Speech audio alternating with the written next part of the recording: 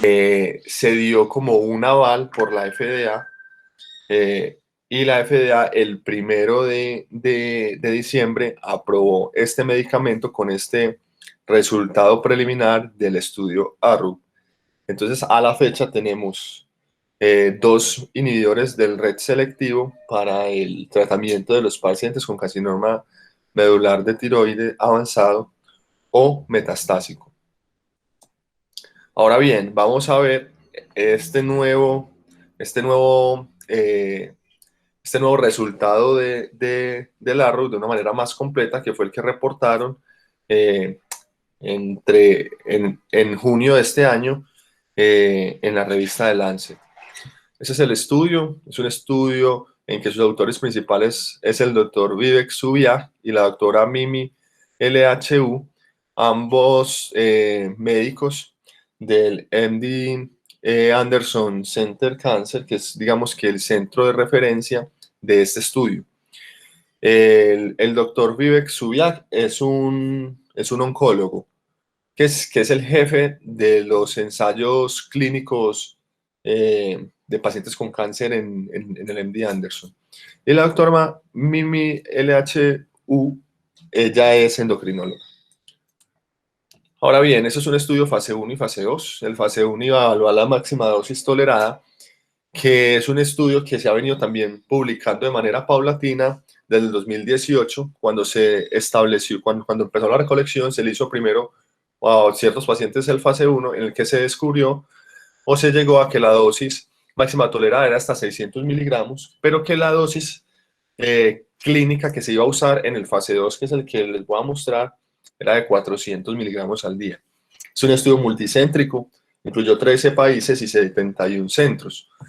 Ellos incluyeron pacientes mayores de 18 años que tuvieran tumores sólidos no resecables, localmente avanzados y metastásicos, con un ECOG entre 0 y 2, y que tuvieran, en el contexto, como este es el caso que les voy a presentar, de los pacientes con cáncer medular de tiroides RET positivo, una progresión dentro de los 14 meses previos al ingreso al estudio. También incluyeron pacientes con cáncer diferenciado de tiroides que tuvieran fusiones en el RET. O sea, podían ser pacientes con un cáncer diferenciado de tiroides que fueran refractarios al tratamiento con ioterapia, que hubieran recibido tratamiento previo y que se documentara que tenían una fusión en RET. Estos pacientes también eran incluidos en este estudio del pralsetinib. Entonces, sabemos que los pacientes que habían recibido inhibidores de multiquinasas fueron incluidos en la fase 2 del estudio, que es la que les voy a mostrar. Entonces, estos fueron los tres grupos de pacientes que iban a estar incluidos: pacientes que ya habían recibido tratamiento y que habían progresado el tratamiento con cáncer medular de tiroides, pacientes sin tratamiento previo con cáncer medular de tiroides y pacientes con otros tipos de cánceres de tiroides, principalmente diferenciado, que tuvieran fusión en el RET. Ahora bien, entonces en la fase 2 se les iba a los pacientes pralsetinib 400 miligramos al día hasta que hubiera progresión de la enfermedad, intolerancia, o hasta que hubiera una decisión del investigador. ¿Cómo se estableció la intolerancia? Si el paciente desarrollaba un efecto adverso grave o si el paciente empezaba a requerir reducción de dosis para disminuir los efectos adversos, y la de reducción de dosis se hacía a 100 miligramos en cada una de las visitas, hasta el punto que el paciente recibiera menos de 100 miligramos del medicamento. En ese momento se determinaba que el paciente tenía intolerancia y se suspendía, digamos, que su parte del estudio. Se evaluó el protocolo RECIST a través de radiólogos cegados que no tenían conocimiento ni de la enfermedad del paciente ni del medicamento que estaba, ni del medicamento que venía recibiendo. Y también evaluaron las mutaciones del RET a través de secuenciamiento de ADN o RNA en el tejido tumoral o en la sangre. Ellos iban a evaluar desenlaces primarios, iban a evaluar la respuesta general, o sea, la respuesta completa o parcial a través del RECIST. Se iban a hacer evaluaciones cada 8 semanas. Iban a evaluar la seguridad del medicamento con base en los efectos adversos y en la suspensión del mismo.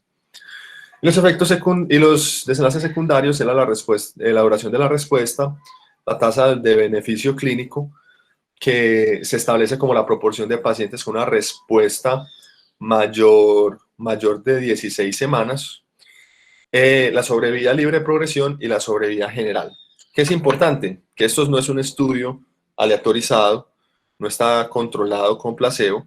Este simplemente es un estudio a que los pacientes le daban el medicamento y digamos que evaluaban la eficacia, pero sin compararlo con nada más. Y digamos que es buen estudio y los fase 2 se utilizan principalmente para evaluar la seguridad del medicamento.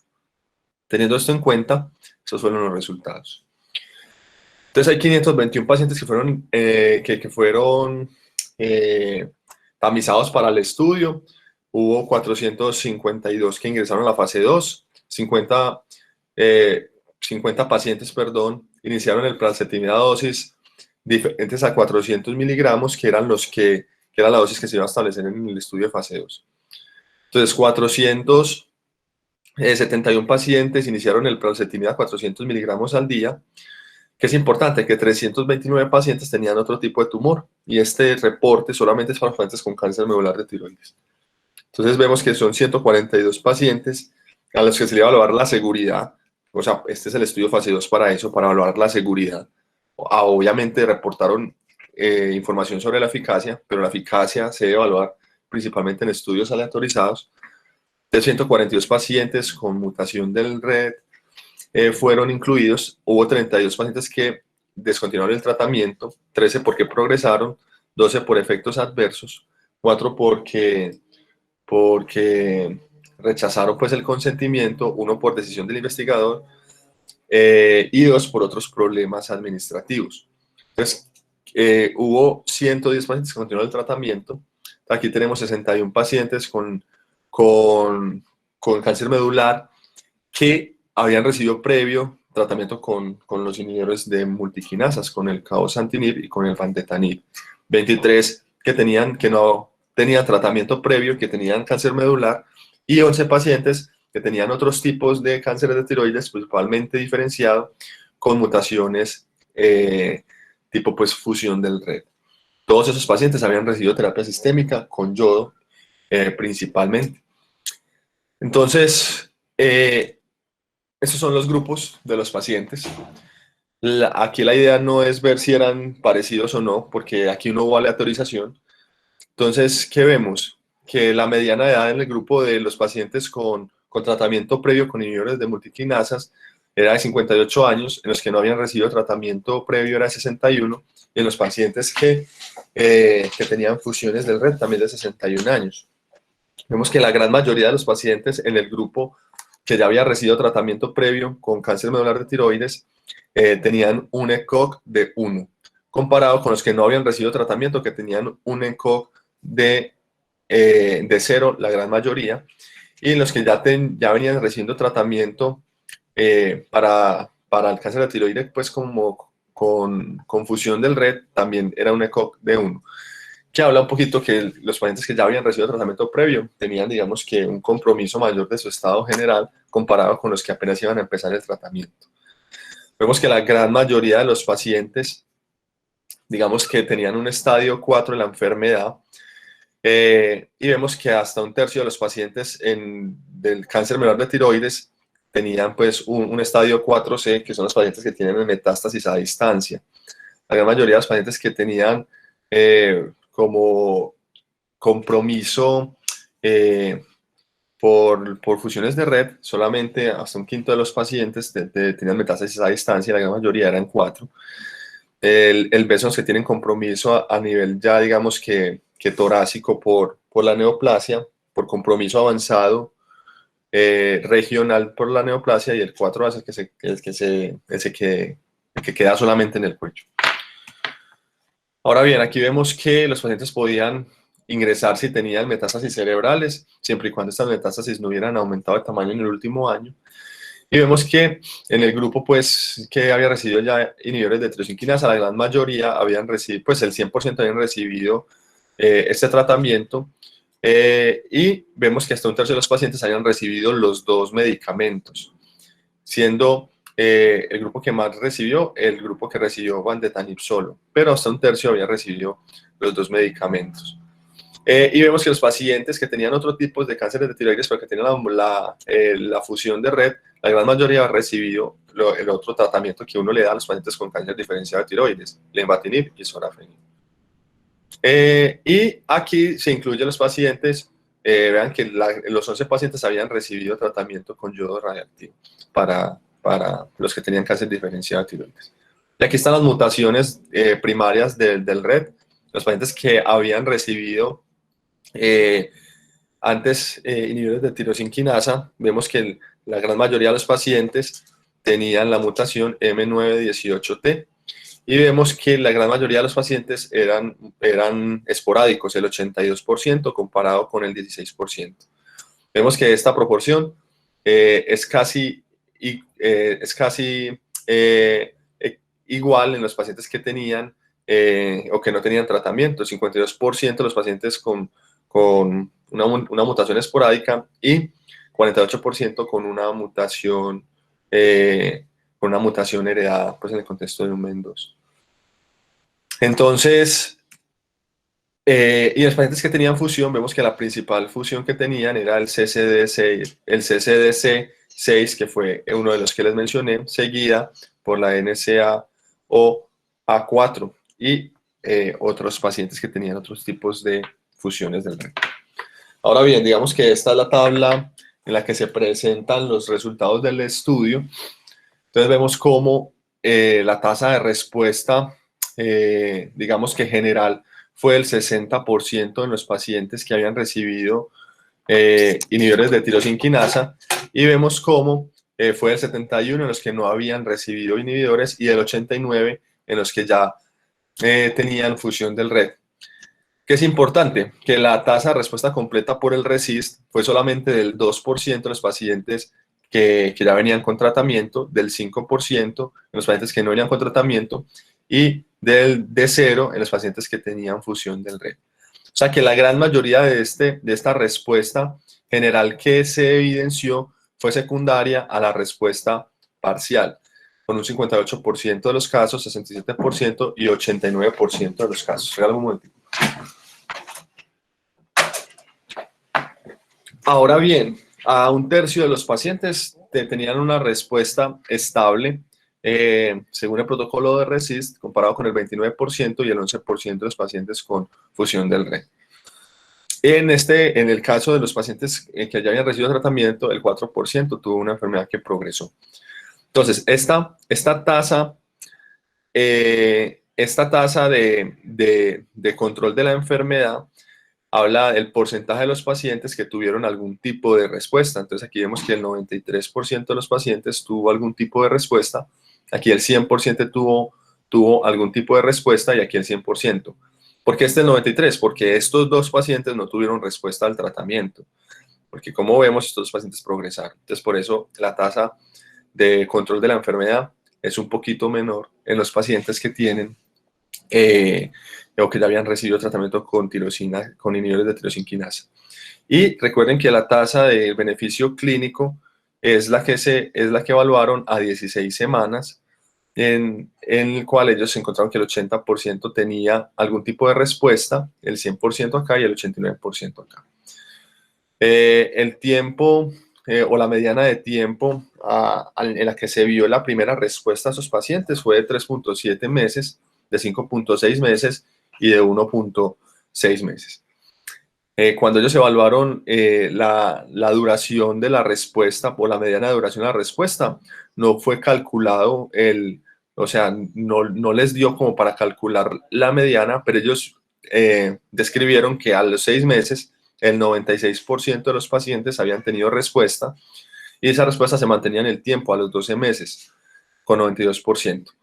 El 93% de los pacientes que no recibieron tratamiento a los 6 meses tenían algún tipo de respuesta y el 84% a los 12. El 100% a los 6 meses de los pacientes que tenían fusiones en el RET y el 86% a los 12 meses. Otras respuestas en los pacientes que tenían tratamiento previo es que hubo una disminución del tamaño tumoral en el 98% de los pacientes y ellos no alcanzaron a calcular la mediana de la sobrevida libre de progresión, pero estimaron una tasa a un año del 75% de los pacientes después de un seguimiento de 14.9 meses. Y lo mismo les pasó con la sobrevida general. No lograron como, pues ellos dicen que no se alcanzó la mediana, pero estimaron una sobrevida de un año del 89% después de un seguimiento de 16,5 meses. Cuando uno evalúa las diferencias en el tratamiento previo y los pacientes que no tenían tratamiento previo, vemos que son muy similares las tasas de respuesta, siendo un poco mayor en sobrevida libre en la progresión del 81 comparado con 75 y el 91 comparado con 89 en la sobrevida general. Ahora bien, todos estos resultados son importantes, pero recordemos que lo más importante de los estudios fase 2 es ver si el medicamento es tolerable y que esto lo haga viable para el uso en la práctica clínica. Entonces vemos que el 43% de los pacientes tuvo algún evento adverso relacionado con el tratamiento. Un evento adverso grado 1 y grado 2. Casi la mitad de los pacientes tuvieron un evento adverso grado 3. Y vemos cómo la gran mayoría de los pacientes que presentaron un evento adverso grado 3, lo que presentaron fue alteración del recuento de los neutrófilos, presentaron anemia. Y vemos aquí también otra importante, que fue la hipertensión en el 17% de los casos y la linfopenia en el 11% de los casos. Si bien estos es un resultado pues mucho menor a los que presentaban los pacientes con inhibidores de multiquinasas, es importante tener en cuenta que estos pacientes también lo van a presentar. Y hubo una mortalidad, que es el evento adverso grado 5, porque los pacientes presentaron o podían presentar neumonitis. Y uno de los pacientes que presentó neumonitis falleció porque tuvo una sobreinfección con Pneumocystis jirovecii. Pero la gran mayoría, pues vemos que los que lo presentaron, hubo una muerte y las otras que no se sobreinfectaron tuvieron una neumonitis leve. Ahora bien, con respecto a la discusión, ellos plantean pues que es un medicamento que es seguro y que es eficaz para el tratamiento de los cánceres medulares de tiroides o con mutación pues en el RET. Y digamos que yo les quiero traer esta tabla en la cual comparan los distintos estudios de los medicamentos que se utilizan para estos pacientes. Entonces vemos cómo el estudio del vandetanib y el del cabozantinib son RCTs que son doble ciego, que son aleatorizados, que son comparados con placebo. E incluyeron más pacientes y digamos que estos sí fueron diseñados y calcularon un tamaño de muestra para encontrar diferencias estadísticamente significativas contra el placebo. Entonces vemos cómo ellos encontraron una sobrevida libre de enfermedad, libre de progresión, perdón, de 30,5 meses en el grupo del tratamiento comparado con 19,3 meses en el grupo placebo, en el estudio del vandetanib y en el cabozantinib de 11,2 meses versus 4 meses en el grupo placebo. Se dice que los pacientes del grupo del vandetanib estaban menos enfermos que los pacientes en el grupo de cabozantinib. Pero vemos que aquí las respuestas generales de estos medicamentos, o sea, la combinación de la respuesta parcial con la respuesta completa fue el 45%, comparada con una respuesta en los pacientes que no habían recibido tratamiento del pralsetinib de 74 y en los que ya habían recibido tratamiento del 60%. Y aquí también les muestro en el cabozantinib que fue menor del 28% y este es el del serpercatinib que es igual, que es el mismo escenario que el que estamos hablando del pralsetinib. Entonces, ¿qué es importante tener en cuenta? Que si bien estos medicamentos son eficaces, aún nos falta sus estudios fase 3 para poder compararlos. Y lo ideal es que estos estudios que se vienen no sean comparados contra placebo, sino que sean comparados contra el estándar de tratamiento actual, que es el vandetanib y el cabozantinib. ¿Qué otra cosa es importante? Que es, digamos que lo más importante de este estudio, que nuevamente es, digamos que fundamentalmente sirve para evaluar la seguridad del medicamento, y es que efectivamente los efectos adversos son menos frecuentes que con los inhibidores de multiquinasas. Tenemos que los pacientes en el grupo de pralsetinib, el 46% tuvo que reducir la dosis del medicamento por algún efecto adverso, comparado con el 79% del grupo de cabozantinib, comparado con el 68% del grupo del lenvatinib y comparado con el 64% del grupo de sorafenib. Ellos mencionaban que en los estudios del vandetanib la reducción de la dosis fue solamente en el 29% de los casos, y lo mencionan nuevamente diciendo que el grupo de los pacientes que tenían vandetanib estaban menos enfermos. Ahora bien, otros resultados que se encontraron es que el impacto en los desenlaces en pacientes con función del RET fue significativo, y esto digamos que es nuevo en el estudio, incluir pacientes no solamente con medular, sino con diferenciado que tenían mutaciones en el RET, a pesar de que esos pacientes ya hubieran sido refractarios a su tratamiento, porque había progresión al yodo y porque ya estaban recibiendo otros inhibidores de multiquinasas.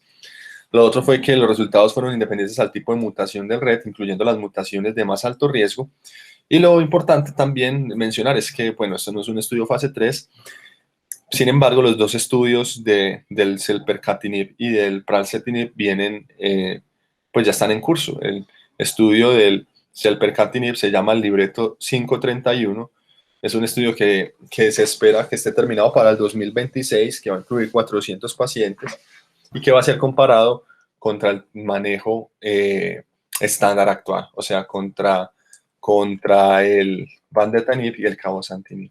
Y el estudio del pralsetinib va a empezar apenas en septiembre y se espera que esté para el 2028. Y se llama el Axili Red MTC. Este estudio va a ser muy parecido al estudio del selpercatinib, pero con la diferencia que va a incluir 200 pacientes y que va a comparar nuevamente pues contra los inhibidores de multiquinasas que tenemos en la actualidad. ¿Cuáles son los mensajes que este estudio me dejó para llevar para la casa? Uno es que el pralsetinib es un medicamento seguro con menores tasas de descontinuación que los inhibidores de multiquinasas. Parece que tiene un impacto en la respuesta general, que ese impacto en la respuesta general es principalmente una respuesta parcial, que es eficaz y seguro en pacientes que no habían recibido multiquinasa, también en pacientes que ya habían recibido y que habían progresado, y pacientes con cáncer diferenciado que tengan mutaciones en el RET. Que es importante que para validar su eficacia comparada con el tratamiento médico actual, es fundamental pues realizar los estudios aleatorizados que ya vienen en el camino. Y sin duda alguna, lo más probable es que estos medicamentos empiecen a ser la primera línea del tratamiento de los pacientes con cáncer medular de tiroides avanzado o metastásico.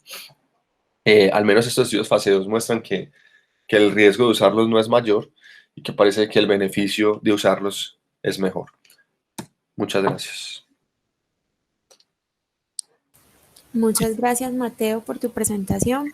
Bueno, no sé si hay alguna pregunta de los participantes o algún comentario en relación a tu exposición. La primera pregunta, perdón, yo soy médico de la Universidad de Antioquia, egresado de la Universidad de Antioquia. La pregunta es la siguiente. ¿Cuántas dosis de esa inmunoterapia, como el cabozantinib o pralsetinib, cualquiera de esos inhibidores monoclonales, se utilizan para el cáncer? Porque en todos los cánceres estoy viendo ya todos los anticuerpos monoclonales. ¿Cuántas dosis se utilizan y cada cuánto se utiliza para el paciente? Gracias. Muy buena conferencia. Bueno, pues el pralsetinib se usaba 400 miligramos al día. Estos medicamentos se usaban hasta que el paciente tuviera progresión de la enfermedad o hasta que el paciente tuviera efectos adversos tan graves que no permitieran continuar con el tratamiento. Esto es muy difícil de pronunciar, pero yo les digo cómo se llama el otro.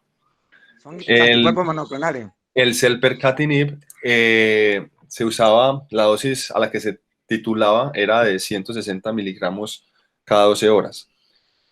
Y nuevamente, el tratamiento se da hasta que el paciente tenga progresión de la enfermedad o hasta que el paciente tenga efectos adversos tan graves que obliguen a suspender el medicamento.